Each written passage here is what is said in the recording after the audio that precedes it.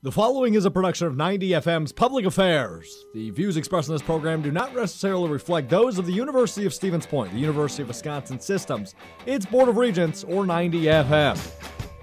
It's 6 o'clock. It's Wednesday. It's time for Sports Beat right here on 90 FM.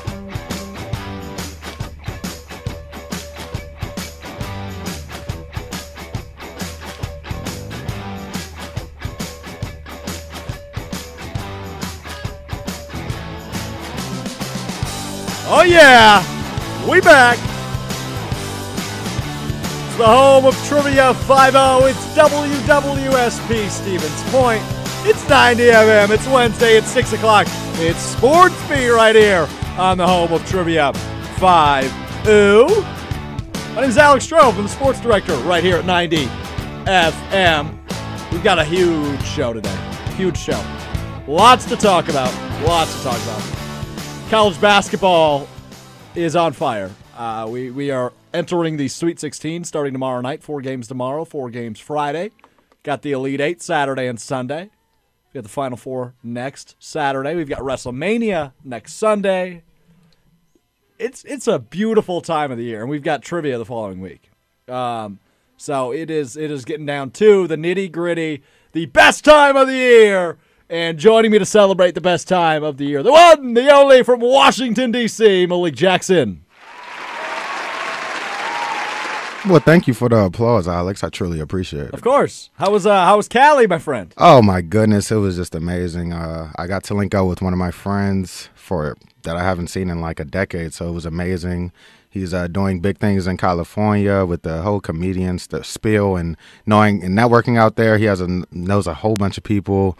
Shout out to my man Eric Mack. He's going to be pretty big soon. And also met with Alex Hames, and it was amazing. It was an amazing experience. Oh boy, great vacation. We're out here making connections. Alex Himes out in the L.A. area. Yep. Mr. Jacob Senholz is back from his run over in Colorado. Hi, Jake. Well, hello, everybody. And Alex, first off, I want to say I'm glad you mentioned WrestleMania because I was going to mention something about WrestleMania later in the show, good. And I'm glad that you're on board with it. And don't worry, we'll have a little bit of WrestleMania discussion next week. Yeah, sounds good. And this upcoming weekend, if you're a wrestling fan, it's going to be a fantastic weekend of wrestling. Of course, you've got WrestleMania, you've got NXT Takeover on Saturday, but you've also got an event right here in Stevens Point over at the Holiday Inn. That's happening on Friday. Oh, really? Well, yeah, at 6:30. It's really no major marquee names, but it's a couple different factions from around Wisconsin, around the Midwest. They're putting on a big show. What pretty company cool. is it? What company's here? I did not hear about this. It's man, I wish I had WPW, ACW. I wish I had more. It was something with a P. I wish I had more info. I could look it up, and we could circle back to it later. You do that. Because I do want to support the local wrestling promotions. Yes, I'm for sure. A big fan. So is that on Friday? That is on Friday. I have a Green Bay Blizzard game, unfortunately. Well, that's unfortunate. So yeah, Friday, local wrestling. Saturday, NXT wrestling. And Shad's Sunday, is laughing. Producer Shad's having the time of his life over there. He I don't know is. why he's laughing. Give him the mic. What's going on? Give him the mic. Give him the mic. Producer Shad, what's on your mind, man? How's everybody doing? I hope everybody having a good day. And stay healthy. Why are you laughing? Yeah, what you laughing for? I'm sorry, Alex just cracked a joke. It was hilarious. I cracked a joke? Well, not really a joke, but it was more so, what's happening Friday? Oh, this is going to be on Friday. I got a game to go to Friday. Yeah. I'm sorry, man. I'm a busy dude. I'm a busy dude. take the mic away from him. Take the mic away. Take the mic away. Producer Shad in the building. All right, so we've got a ton of stuff to get to. It's been a huge 2 weeks since we've been here. Obviously, the NCAA tournament's underway. We're in the Sweet 16, so I think we start there, right? We start there. We'll dive into each game a little bit in just a second, but I do want to start with a couple of losses that we need to focus on.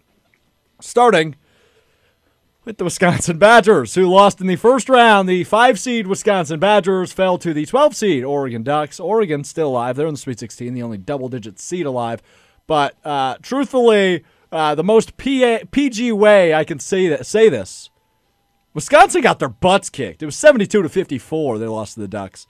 And Bull's not even playing for the Ducks right now. So, but the Ducks, Wooten is an absolute maniac. They've got a couple guys that can score the ball and play some really solid defense. So they're still alive. We'll get to them in just a little bit. But Wisconsin falls 72-54. Ethan Happ's run as a Wisconsin Badger is over. Elsewhere in Wisconsin, Marquette was also a 5 seed. They fell in the first round as well A 19-point loss, though, for them. It was an 18-point loss for the Badgers. They fell to John Morant and Murray State, who went on to get their butts kicked by Florida State 90-62 last weekend. So both Wisconsin teams bounced in the first 2 days of the tourney, which was obviously disappointing, but not the end of the world. So I guess I'm gonna leave an open-ended question that I want you guys to kind of throw at me.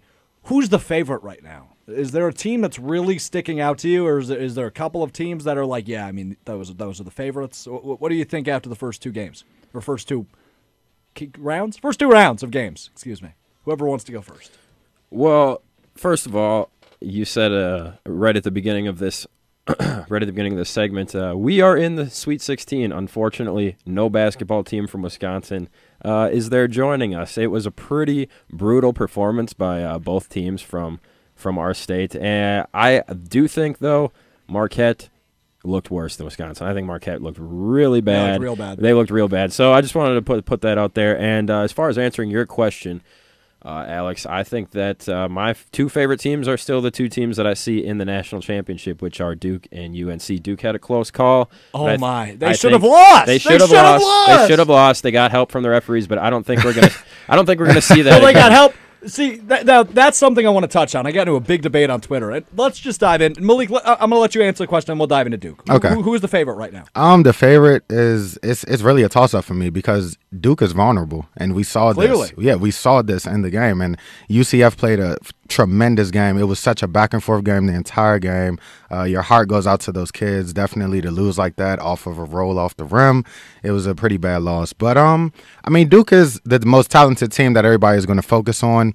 But I'm going towards Purdue and Tennessee in this matchup in the Sweet 16. I think that this game is going to show really who can be the most dominant team going into the Final Four. And I really think that Purdue has a all-around team with Carson Edwards being their leader, going out, dropping what it was, 42 points. I think he had 42 points, career-high numbers. Just he's so explosive. He's a great player. Yeah, they're definitely a team that might be on the lookout. That game tips off in about 25 hours between the Volunteers and the Boilermakers. We'll get to that. But let's go back to Duke. I'll answer the question, then we'll get to Duke. The favorites right now, I've been saying it since the get-go, since college basketball season hadn't even started, and you guys were sitting in those chairs. I said Duke's the team. They're vulnerable. We need to talk about that. UNC looks absolutely terrific. They look like the best team. They really do. They look like the best team in the country. I do have them winning it all in all of my brackets, which are doing pretty solid, by the way. They're not completely busted. All 8 of my Elite 8 is still intact, so we're doing okay. So back to Duke. So in the second round, they matched up with UCF. Former prodigy Coach Dawkins of Coach K, who leads the Knights. They were a 24-8 record heading into this one. They lose 77-76. Now, what that means for Duke? You mentioned the roll off the basket at the end of regulation. I mean, Taco Falls, I believe, or Taco Fall, who 7'6", by the way, he's a ginormous man. He had a crucial foul that was called with 14.5 seconds left, which then allowed Duke to convert an and one and tie the game and ultimately win the game. But Jake mentioned the referees, and I want to bring that up because I got into a big debate on Twitter with a UNC student, one of my best friends in the world, Victor Hensley. And he was blaming the refs. He says, college basketball is better when Duke's alive. Not a false statement, but he was upset because he thought the fouls should have been called. Look, if they convert, if Aubrey Dawkins converts that alley-oop attempted in the last minute, which slipped out of his hands, went out of bounds, became Duke ball. He converts that, the game's over. The game is UCF done. wins. And then at the end of the game, obviously, we've got some rustling underneath the basket. I'm watching it again. I don't understand how that didn't go in. But I don't think there was magnets or anything like crazy like that. No. So it literally rolls out. The putback rolls out as time expires. What a wild finish! It's the most watched college basketball non-Final Four championship game ever, which was kind of interesting. The highest viewed game, obviously, of this tournament was UCF and Duke, 77-76. So Duke survives and advances. That's the goal. Survive and advance. That's what they always say, and that's exactly what the Blue Devils did. So they match up now with Virginia Tech, who knocked off Liberty, who was one of my Cinderellas. I did have them beating VT in my bracket, but that one slipped away from me. I think quite a few people at Liberty. I know my brother was cheering for them all weekend long. Yeah, I know a few too. Yeah, so Yeah, I mean, they're a good squad this year. They were solid, but they fall 67-58 to Virginia Tech, who now matches up with the top seeded Blue Devils. That game tips off Friday. Duke, Virginia Tech. Duke survived a scare. They've now advanced to the Sweet 16. Do they survive and advance to the Elite Eight?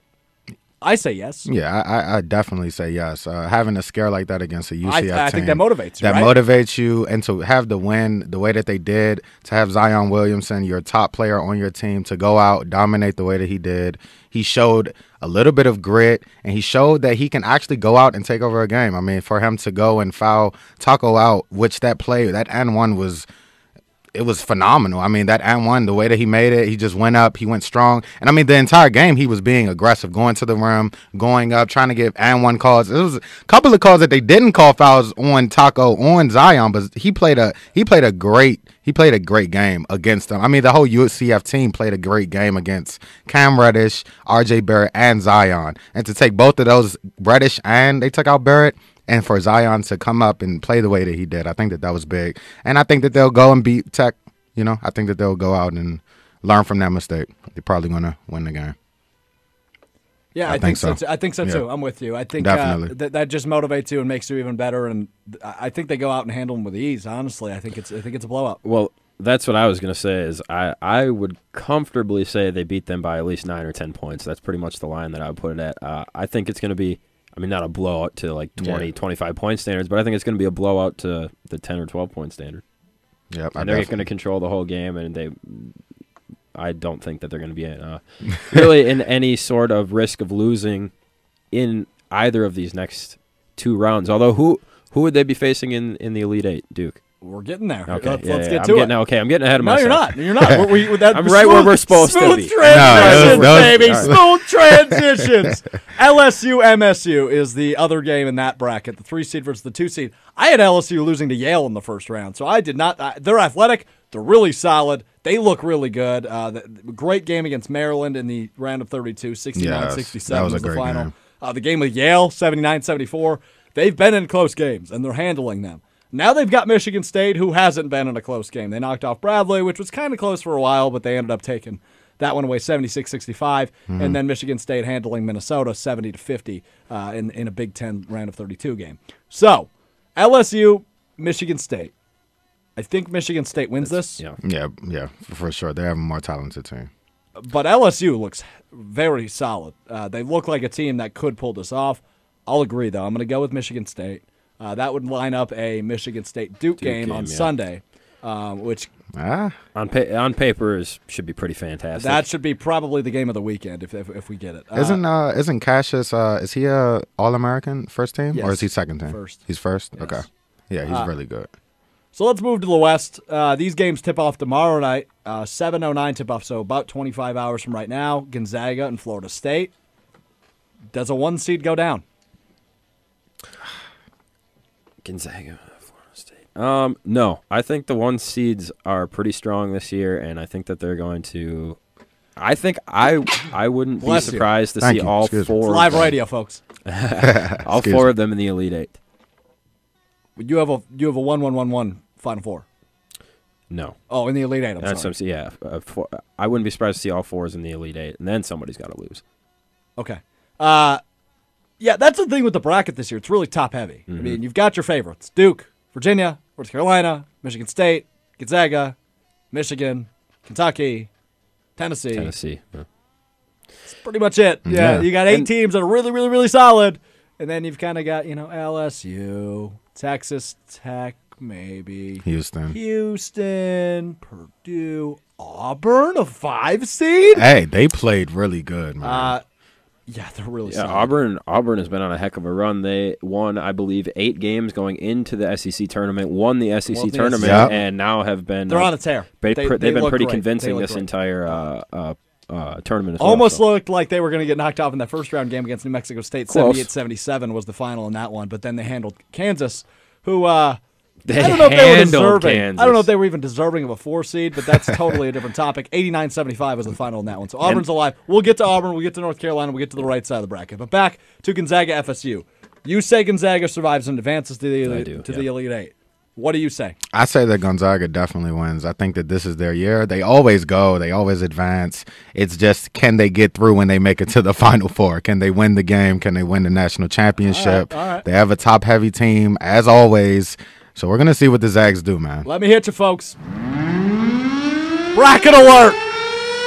FSU is beating Gonzaga tomorrow. Mark it, book it, lock it. Ooh, Throw out the key. I like the bold statement, Alex. I like Florida State will be a Final Four team. Yeah. Does Florida State? Florida State's a 4 seed. They shoot the three pretty well. Yeah. Yeah. Okay. That's fine. They kicked the teeth out of Murray State in the second round, 90-62. They whooped Yeah, them. they did. Yes, they Vermont was there, but Florida State was everywhere. 76-69 in the first round. Florida State will knock off Gonzaga in the first game tomorrow, becoming the first and only team this year to knock off a 1 seed. Gonzaga goes down the Sweet 16. That's my bold prediction.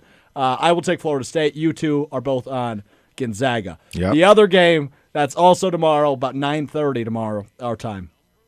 Texas Tech, Michigan. That's going to be a really fun one. Yes, Texas Tech. And I don't know which way to go with this. I think I have Texas Tech in my bracket, and I think I'll probably stick with that. Texas Tech handling every game with ease, but they haven't played a Michigan team yet. They played Buffalo, beat them by 20. They played Northern Kentucky in the first round from the Horizon League, beat them by 15. So, and Michigan, again, they've been handling their teams with ease as well. Montana, a 19-point victory in the first round, a 15-point victory over Florida in the second round. This isn't going to be a blowout. It won't be. I'm telling you that. I'm promising that. We're going to have a really good basketball game tomorrow between Texas Tech and Michigan. It's just a matter of who comes out on top. Jake? Well, I'm going to take Michigan, but I think Texas Tech, no matter what happens tomorrow's game, one thing that they should take pride in is just the success that they have been able to build and see as a program.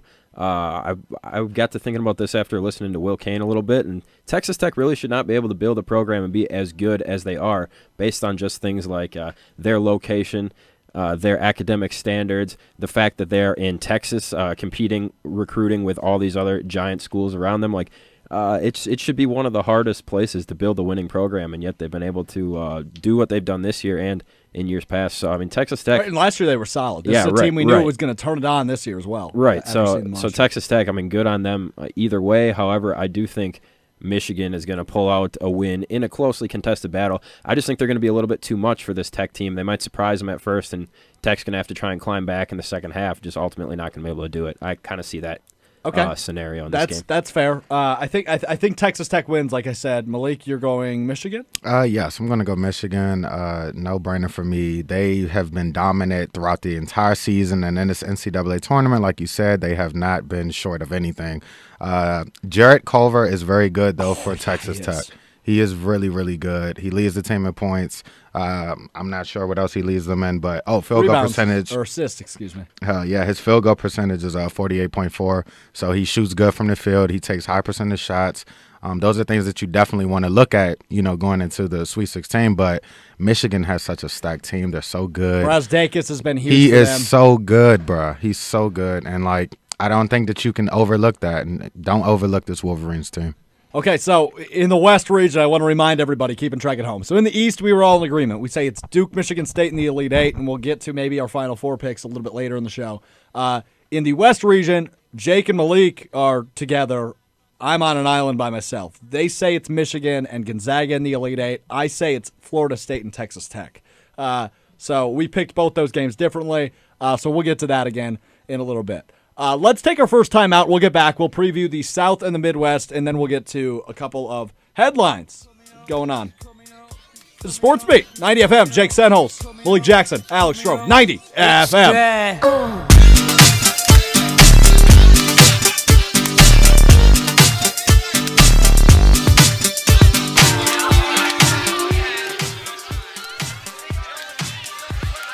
It's there. It's the Gorillas. It's 90 FM. Sports Beat. Yeah. Sports Beat. Yeah. It's Jake Senholz. It's Alex Stroh. It's Malik Jackson. I went in a really weird order there. I'm not Jake Senholz. I'm Alex Stroh. That's Malik Jackson. Hi, Malik. Hey. That's Jake Senholz. Hi, Jake. Hola. Hola. We like different languages. We're smart kids. ¿Cómo estás? Bien, ¿y tú? By the way, Muy bien. circling, I think that's That's very good. That's very good. Okay. Yeah. Okay. My turn now? Yeah, Okay. go ahead. meant to. No, real quick, the wrestling event I was talking about at the beginning of the show, it is WPW. Oh, I've been to a WPW show. Yeah, they're It's out of Green Bay. Pretty good promotion. Yeah, I was wrong on the date though. It's next Friday, the 15th. So So it's trivia. not WrestleMania It's weekend. trivia. It's trivia weekend. So It's the 15th. That's like a Monday, isn't it? I don't know. You might need to double check your dates, man. I don't know. That's like a Monday because trivia's the 12th, 13th, and 14th. The 15th's a Monday. It's a Monday. Well then, guess what, everybody? Monday, April 15th. They have a show on a Monday. Yeah, right. It's right here on the Facebook. 2019. 2019 from 1800 to 2200. So what's that? 6 p.m. to 10 p.m. Correct. Interesting. All right, maybe we'll go take a look then. Anyway, I'm gonna be sleeping all day. I take that back because that's trivia. You're listening to 90 FM. That's the home of Trivia 5-0. Coming up the 12th, 13th, 14th, right here on your only alternative. Registration's on the 8th, right here at the 90 FM headquarters. If you played before, you know how it goes. All that information available online, 90fm.org. Okay, we are in the middle of some bracket discussion. We just finished up the left side of the bracket, if you're paying attention on your home bracket in your hands. So what we have picked, we all picked unanimously Duke over Virginia Tech. We all picked unanimously Michigan State over LSU. We'll get back to that. So Duke, MSU in the Elite Eight. On the other bracket, the West, Gonzaga, Florida State. Jake and Malik picked Gonzaga to win. I've got the Seminoles of Florida State winning that game. And then Texas Tech and Michigan, they both have the Wolverines. I have Texas Tech. I have TTU winning that one. So that is the left side of the bracket. The right side of the bracket, let's get into it. The South region. Virginia, a 1 seed, is alive and well. They did not get knocked off in the first round this year by a 16 seed. Although the first half, it kind of had you thinking. Yeah, exactly. Same with Duke. They were down in the first half. 63-51 over Oklahoma in the second round, 71-56 over Gardner-Webb in the first round. They take on Oregon, who beat Wisconsin, as mentioned earlier, and they knocked off a 13 seed UC Irvine in the second round. So Oregon, they've been blowing out their competition, but they haven't played some great competition. They've got Virginia tomorrow at 9:57. I assume we're all going to say goodbye to the double-digit seed. Yeah. No discussion. Oh, Yeah, I think no. I mean, I have full belief in Virginia, but I also do want to say that this Oregon team has, even though they maybe haven't played the strongest competition, they have impressed me. They've played pretty well, and I mean, it's been surprising. So I don't think that Virginia, especially given their lack of scoring and the Oregon Ducks' ability to score, I wouldn't say that it's going to be a total blowout. But I think Virginia's going to handle them. so for we're sure. Unanimous on Virginia. Shad, do you agree? Producer Shad, Virginia over Oregon. Yeah, He gives me the thumbs up. I'm going with Virginia. I love their point guard, Jerome. He is so good. He's so good. I don't know which more to say with him. He conducts the team. He knows the pace of the game. He knows when to slow down the tempo. He knows how to just be the point guard of the team. And I love Virginia this year. They really, I think that knocking out of them last year, they definitely learned from it. A little fire under. Yeah. They definitely have something to strive for this year. Tony Bennett. I was just going to say, and Tony Bennett, if he wants to eventually move on, which I think he will at some point. But, I mean, this has to be an incredible comeback year for him. If he would have gotten bounced early again, that would have been bad. He'll be getting news. an upgrade and replacing Bob Semling at the University of Wisconsin-Stevens Point. Well, okay. I mean, that would His be dad something. coached here. His dad. The court is named for after real? the Bennett family. Yeah. It is, yeah. I mean, and Bennett's obviously a strong Tony, tie Tony to was a star Wisconsin. we went to the at same White. middle school, Tony and I did. I was supposed to go to the high school he went to, but I went to Denmark. He went to Preble in Green Bay. And Which one's better? Well, Denmark's a lot smaller, so also Denmark. Okay. In sports, though, not even close. Let's move on. Purdue, Tennessee. I know this is a game you've been itching to get to, Malik. So why doesn't MJ lead off the conversation? I really think that Carson Edwards is a superstar in the NCAA, not a superstar going into the NBA, of course, but he is a top prospect for me going into the NBA draft. If any team is looking for him, he's a junior. He has been productive at Purdue since he's been there. I looked at his stats and stuff. And the way that he knows how to drive the basketball and distribute the ball to his team is phenomenal. And the entire Purdue team is in sync. I saw it in the game that they played. I love this guy. I love this team, and the way that he just goes about his game is spectacular. To score 42 points in an NCAA tournament game, it's just fantastic. I don't think that you can outdo that performance, but he can't go back from that either. So you're aware who they're playing? Tennessee. One of the best teams in the country. Grant Williams. And Admiral Schofield. And he's good as well, and yes. These that team has avoided 2 upsets. Colgate hung around too long. They only won by 7 in the first round over that 15 seed. They were up by 25 over Iowa. That game went to overtime. So they're avoiding scares. So do you think, I guess I do you think that makes Tennessee come in here with even more of a fire? I mean, obviously blowing that 25-point lead, Admiral Schofield says to his coach, look, I'm out of overtime. Take me out. Better matchup for other guys. Take me out. And that's big. And that's definitely big. I mean, so it shows this is a selfless team, and they are in this for the They're all in together. So So he said, take me out. Kyle Alexander's the better look. And, it worked out. Alexander, obviously, it worked out over Iowa, who was really hanging around. So Grant Williams, Admiral Schofield, Kyle Alexander, Jordan Bone. This Tennessee squad is stacked. Yeah. I'm picking them. I think it'll be a really good game, though. I'm with you, Malik. Okay. Yeah, I've got Tennessee as well. I think this, besides for probably that potential Duke-Michigan State game, I think that this game has the potential to offer one of the best games of the weekend. I think it'll be fantastic, but I've got Tennessee coming out on top. I think the winner of this game goes to the Final Four, even if it's Purdue. I think Virginia loses in the Elite Eight. Anybody mad about that? Anybody disagree? No, just because Virginia's style of play, the deeper you get into the tournament, the more that it worries me. Agreed. So that's true. And I think Purdue, they play in such a talented division in the Big Ten, and have been playing competition all year long, even though they've faltered a little bit back and forth, and they have given up big leads. I mean, they've been one of the top teams in the country all season long, that's and true. Obviously the players, all you guys just named, everything that you said. This is a pretty old team, all things considered. They got a lot of older players on their team, right? So, I think they're going to find a way to make it work. And the West and the South are tomorrow and Saturday for their Elite Eight games. So me and Jake say UVA and Tennessee. Me and Jake say UVA and Tennessee. Malik says UVA and Purdue. Mm-hmm. I'm just going to throw it out there. You don't think Virginia's a Final Four team? It'd either be Purdue or Tennessee, yeah. Assuming they get past Oregon. No, I think Tennessee would beat them. I think they could maybe beat Purdue because of their defensive style. Okay. I think Purdue's the better matchup, I guess is what I'm saying. But I don't think Purdue. Tony Bennett and company, yeah. Correct, but I don't think Purdue is getting past their Sweet 16 game. So in my mind, that's a moot point. So yeah, I have Virginia going down to Tennessee. Okay, I agree. In my bracket, I believe I that's also what have I have. that. Yeah.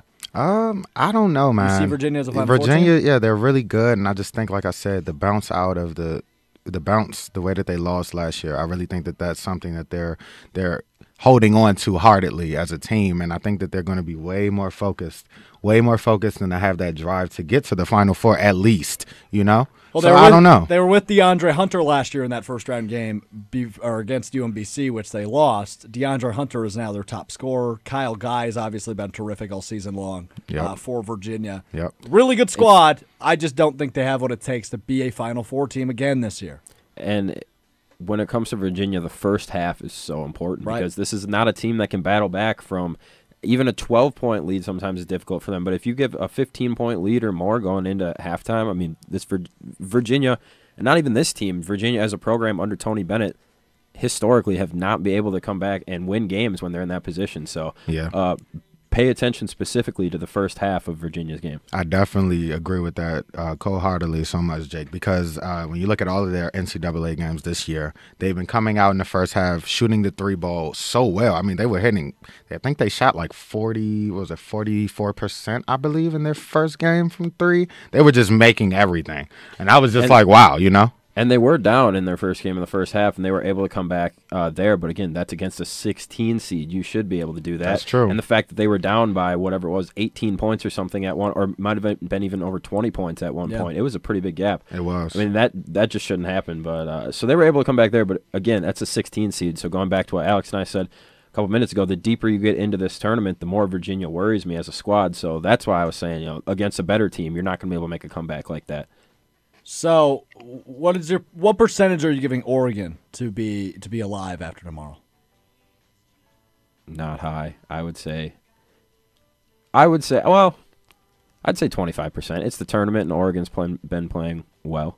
So I would you're say saying they have a 25% win probability, while 75 for Virginia. Yeah. You agree with that? I'd say a 1-4 shot. Yeah, I'm gonna go 35. Okay, I got a give me a 35. Yeah, I think a little bit more. Yeah, somewhere. Yeah, I'd say about like a 33. I'm with you guys. Which is a 1-4, 1-5-ish shot. I think I honestly think if these two teams played each other 4 or 5 times, I think Oregon would win at least once.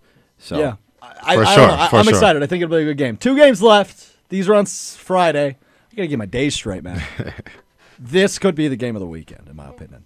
UNC Auburn. I think that's going to be an absolutely terrific game. I have UNC winning. I have UNC winning the whole freaking thing. So I won't get too deep into it. I think that team with the additions of Nasir Little and Kobe White as freshmen, mixing that with some of the experience they have, I think nobody's stopping this squad. Cam Johnson, Luke May, etc. Yep. UNC is too darn good. But Auburn, really, really solid squad. They've been really, really good in the tournament. Jared Harper had a couple great games in the tourney. Bryce Brown's been playing solidly. Yep. I think this team's really good. I just think UNC is really, really good. And I think they win for not pretty easy. I think it'll be a good game, but I have them. Yeah, and again, Auburn is on a super long winning streak right now, over a dozen games, I believe, or close to a dozen games. And it's got to be over a dozen, including the SEC tournament. So I think their run is going to come to an end. They're just walking into a powerhouse of a team in UNC, and UNC wants Duke. They want Duke bad. So I think they're going to destroy anybody in their way. They want Duke with Zion, I should say. Exactly. And I think that's the championship game that we all want as well. So even though Auburn has been playing some good basketball and has been fun to watch, UNC's got to win this one, and I'm waiting for that championship game. I hope it happens. Yeah, we're going unanimous here. I definitely think that that UNC is going to hand a L to the Auburn University. Last one in the Midwest. Another great game. Really interesting matchup. Houston, Kentucky, 3 seed, 2 seed. We'll let you guys pick this first. Okay, I'm going to go with the University of Houston. I've been watching them play a lot. Corey Davis Jr. is so good. So smooth. He is. He kind of reminds me. 21 in the win over Ohio State. He did. And he was just making threes, just driving. His English is spectacular. He plays a good game. It reminds me of Carson Edwards. Like, they have that offensive game. Like, doesn't matter who's in their way. They're relentless. They're relentless scorers. They know how to Euro step. They know how to put the English on the ball when it hits the backboard. They just have really solid games, and I think that that's important in the NCAA tournament. So, yeah, I'm going to go with Houston. I think that they have a better person or a better player in Corey Davis. I'm just going to go with them on that note. Jake? I think this game is pretty close to a pick'em, but Kentucky is my least favorite of all the Blue Bloods. So I'm going Houston because I really want them to win. I guess I can't argue that, can I? It's unanimous. I have Houston as well. Nice. I have Houston as well. I think you mentioned it with Corey Davis Jr. Guy's so darn He's good. so My good. answer was much less analytical, but hey, I'm still picking Houston. You I'll give it to you, man. I'm not going to take it away from you.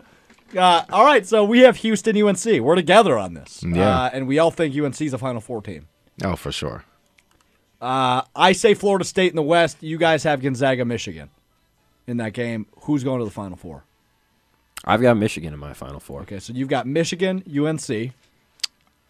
I'm going to go Gonzaga. I think this is the year for the Zags. You've got the Zags and the Tar Heels so far. We're halfway done. Michigan State, Duke. I have Duke. Duke as well. Duke. Duke is my national champion. Duke. Sorry to hear that. Virginia or Purdue and Tennessee, we're kind of split here. I say Tennessee. So my Final Four is Duke, Tennessee, North Carolina, Florida State. 1-1, 4-2. Mine is Duke, Carolina, Tennessee, and who else would it be in that Florida State Michigan. bracket? Who else is there? Michigan. Thank you. Yeah, I just said that. That's right. Yep, Yeah. That's my four. My Final Four is Michigan, UNC, Duke, And what would it be? Purdue and Tennessee game, right?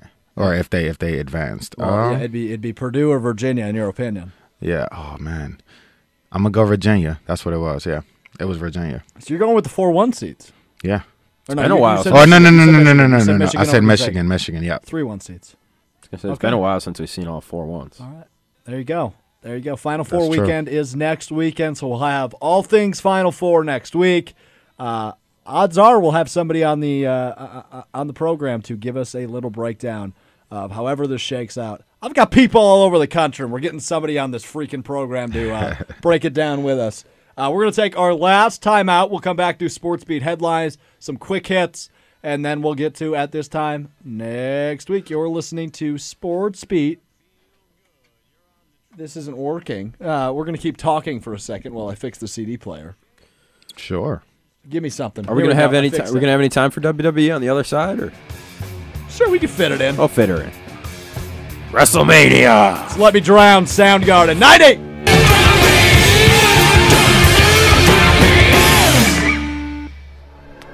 Ladies and gentlemen, can I please have your attention? I've just been handed an urgent and horrifying news story. Gossip, rumors, panic in the streets. We're lucky. Cannonball!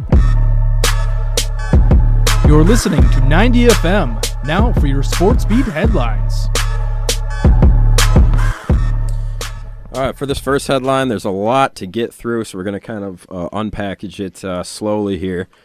Conor McGregor took to Twitter just last night or the night before to announce his retirement. Now, of course, we've seen Conor do this before back in April of 2016. He also put out a retirement tweet and ended up fighting that same year. Nate Diaz. So Conor puts this tweet out, and then a couple hours later, it came to be known via ESPN that Conor was amidst a sexual assault allegation on an unnamed woman in Ireland from back in December.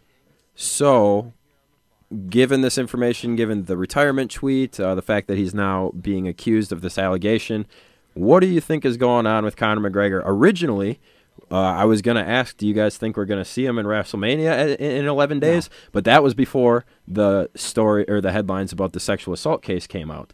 So, what's going on with Conor? What's going on here? It's not a good look. The retirement tweet, I think it's for real. I do. I don't think maybe he'll come out for one more fight, kind of Floyd Mayweather style. But I think it's for real. I don't know if that's related to the situation in Ireland. It's horrible. From what we know, never good. So we'll see. We'll see what comes of it. Didn't he get suspended with Khabib for like a year, right? Didn't he get suspended? I think it got moved back to like 3 months. It was 3. Okay. I think he's okay. I think he's cleared. It's now. just like every other suspension in MMA. It starts out 2 years long, and then it turns into 6 months, and they're fighting again. Like, look at Bones Jones is supposed to have been suspended for like 6 years, and I think he's served a total of like maybe 2. If that. It was 2.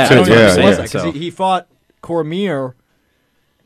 It was multiple times. July of 2017. He is DC's only 2 losses, and he's been technically disqualified after each fight. So, and Cormier has been begging him, just fight me clean, man. All I want is a clean fight against you. But Bones Jones hasn't been able to do it. So I mean that's off the topic, but it's obviously not a great situation for Conor. I'm not sure he's fully retired because I think he's a young dude. He could come back in 2 or 3 years, and he's still only going to Well, his whiskey is killing it, so that's what the tweet said. Proper, what do you have? Well, pina coladas. Proper pina coladas, yeah. For everybody. So, I think that it might be real, like you said, Alex. I think that he might be done. He might be done with MMA, or what is formerly known as MMA, which he said in his post. But I just don't. I think that he's done, and maybe these allegations, hopefully that everything goes well. You feel sorry for the victim, of course, whatever happened. Hopefully everything gets dropped and everything gets worked out. But you feel for Conor, and hopefully just everything goes well with him and his life. Not even career wise. Well said. Number 2. The Mets finally paid Jacob deGrom. Yeah. Gave him a 5-year, $137.5 million extension. Now, with all this basketball money being thrown around lately, $137.5, It sounds like a lot, but not like overwhelming, you know, with all these other basketball and baseball contracts. Yeah, you do the math. That's $27.5 million per year, so that's a pretty good contract. Pretty good. He's only a multimillionaire now, right? No big deal. Then you look at Mike Trout's contract, right? Well, the extension. Mike Trout plays every day, though. That's the other thing about pitchers is they're playing every fourth or fifth day. Same thing with these basketball players that are making $30 million a year, but they're playing 82 games a year. Pitchers are playing what, 20?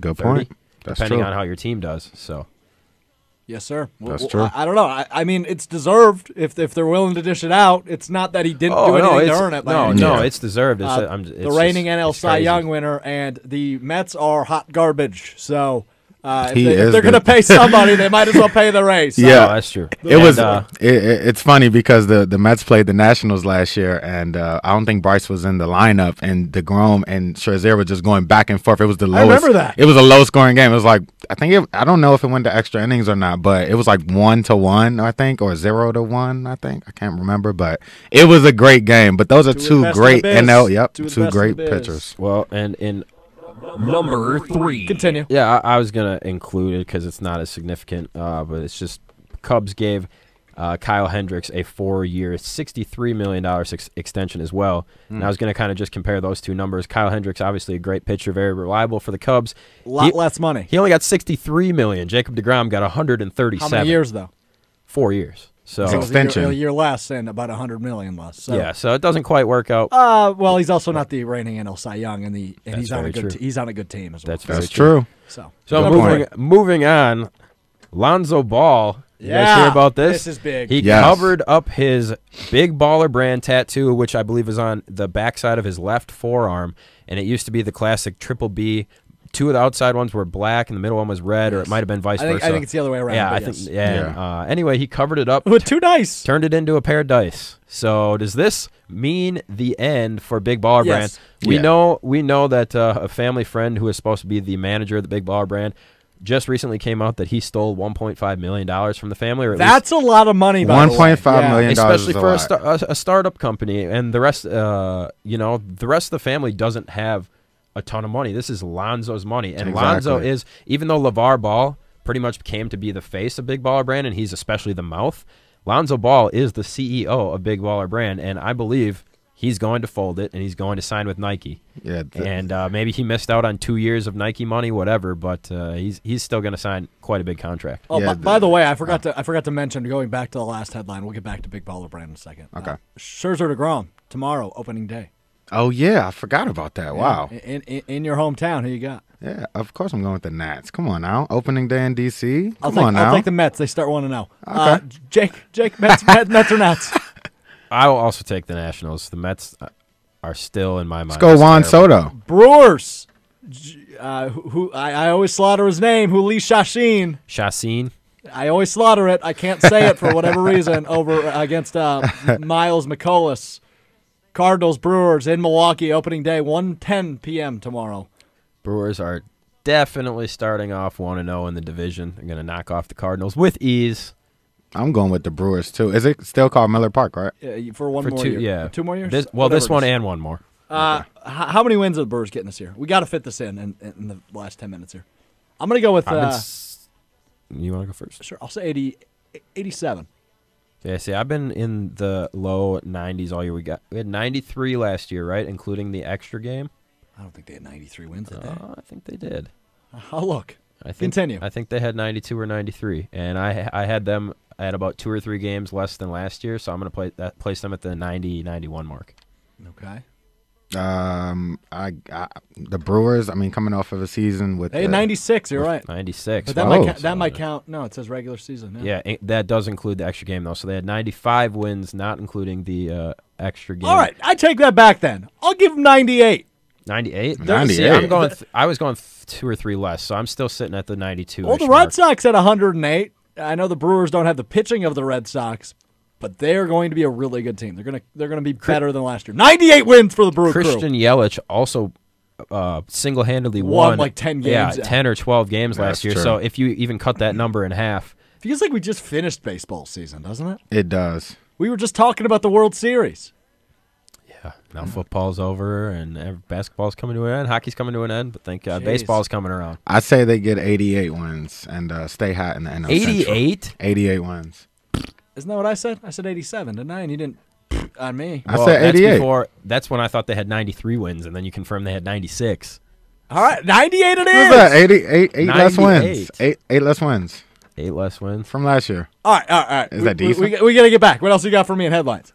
Oh, yeah, the Triple B. I'll hit your. Oh, yeah, Triple B. Yeah. What are your thoughts on that? Big baller moves only. It's the right move. He's going to be a Nike guy, and Lonzo Ball is going to be he's going to be a Nike guy. Yeah, and I'm happy for that, but it sucks for Lonzo because he actually invested his own personal money into this brand, and then you try to put trust into your own father, which has put you on Front Street. Alan Foster's the name of the guy. Yes. You put your son on Front Street before he even gets drafted with all of these superstars saying he's better than all these people. And now you have a close friend of yours that's taking money from the big baller brand in which Lonzo invested in. I just think that it's kind of messed up for Lonzo. And just his whole career these past 2 years has just been kind of messed up because of his father. And so I feel like this is just terrible. Yeah, it's terrible. Exactly. I don't think at this point, Lonzo owes his family any more of his personal salary than he's already given them. He's dedicated the last 2 years to them. He did the Facebook show with them. He let his dad do and say whatever he wanted. I can't wait for the next episode of Ball in the Family. Yeah, and I mean, so Lonzo's doing all this stuff, but he's going to be a long-time player in the NBA. He's going to be a mainstay. I mean, he's a good player, so I think that it's good. It's time for him to be selfish. And he's already done everything that he can for his little brothers and his dad. Exactly. So I think it's time for him to worry about himself. Last one. And his own kid. This is going to be great for Lonzo Ball. I'm sorry. But, yeah, it's going to be good for him. For the first time ever, WrestleMania will be headlined by a women's match. Yeah. This match now includes both Raw and SmackDown Women's Champions. So let me give a little insight on this real quick. We've only got about 5 minutes left. Charlotte beat Asuka on SmackDown on Tuesday, so yesterday, for the SmackDown Women's title. Ronda Rousey, former UFC champ, holds the Raw Women's title. It's those two and Becky Lynch. We don't know if both titles will be on the line. I assume they will be. That'll come out next week. Now, I've been saying this for a while, obviously not on these airwaves, but because we don't talk a ton of WWE. Awesome that they're headlining, but they're going to combine the two titles. It's going to be one title, put it across both shows, just like they're doing with the women's tag titles. It'll be a good move for WWE in the long run. I just think that the idea sounds fine, but I think that it gives less exposure to. See, my problem is you just took a match not only away from Asuka, but away from whoever Asuka's opponent would have been, and you gave it to Charlotte Flair to a match that already has Ronda Rousey. It already has a title. You don't need a second title, and you really don't need. If you're going to have a brand split, and you're going to have all these separate men's titles, why are you combining the women's titles, and why are you making it producer shot? Why are you making it less? There's going to be less opportunities for these women, and it's going to be. I guess maybe more prestigious of a title, if you want to say that, but there's no reason to unify these titles. Jake's fired up. They're two separate shows. Jake's fired up. I feel you on that, Jake, but let me just bring you back to a few years ago. Remember when CM Punk went on that rant and John Cena and him had to go about the match and then they had to see who was going to be the undisputed WWE Championship? You know, CM Punk actually won in Chicago. He left with it. Vince McMahon, with his face, wide mouth and all, disappointed.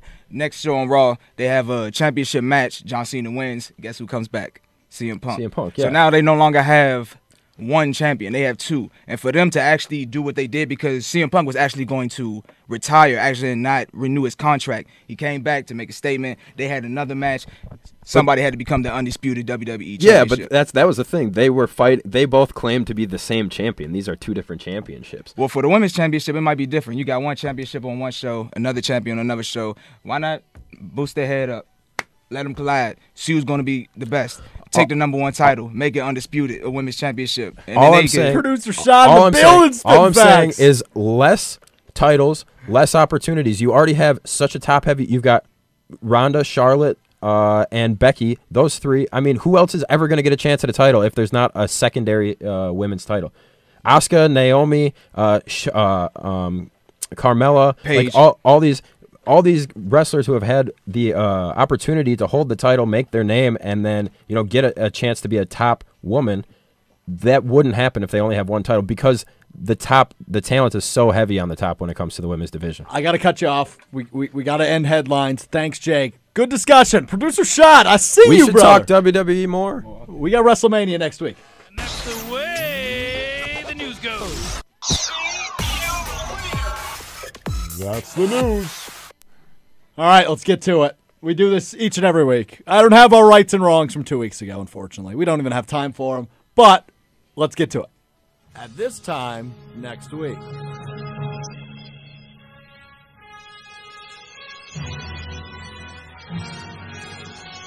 It's the future. Jake, I'm going to let you start. All righty, sir. I got a good one this week.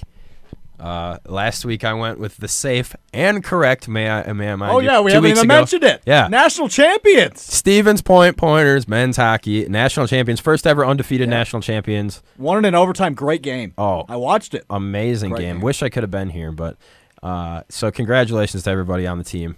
Been a pleasure Congrats. been a pleasure covering, watching their games all season.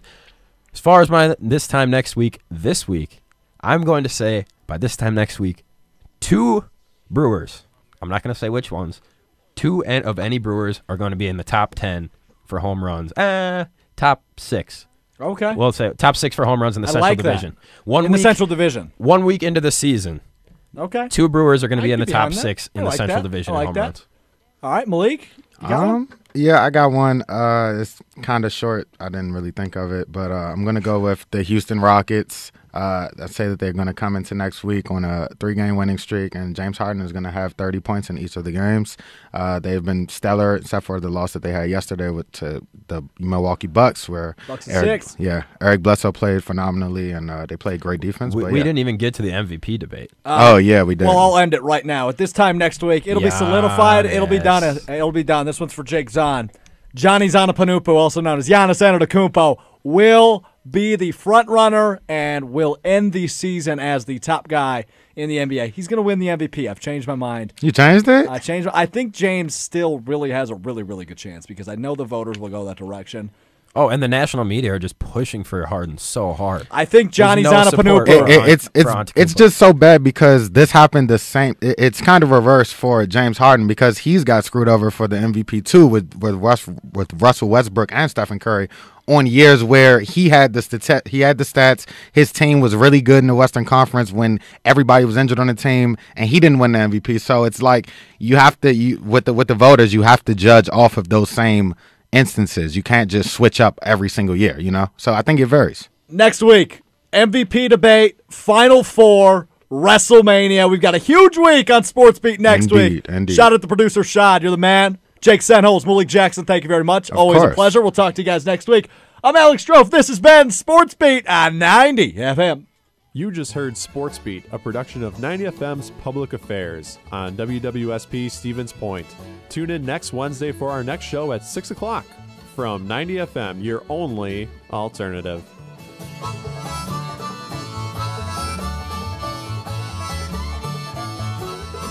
I'm leaving here tomorrow. I'm leaving for to miss the pain. I'm going towards that mountain where I can rest my head.